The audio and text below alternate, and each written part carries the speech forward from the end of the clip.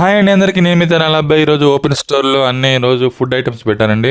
రోజు అన్ని థింగ్స్ అయినా కొనుక్కునేవా అని. వీళ్ళు 2 వీక్స్కు 3 వీక్స్కి ఒకసారి థీమ్ మారుస్తూ ఉంటారు. ఈసారి ఫుడ్ స్టాల్ వచ్చింది ఓపెన్ స్టోర్లోకి. చూడండి, ఈ ఐటమ్స్లో మీరు ఏమన్నా తింటే చెప్పండి అండి, నాకు కింద కామెంట్ సెక్షన్లో కామెంట్ చేయండి. ఇవి వచ్చేసి మొత్తం డీప్ ఫ్రైడ్ ఐటమ్స్ అండి.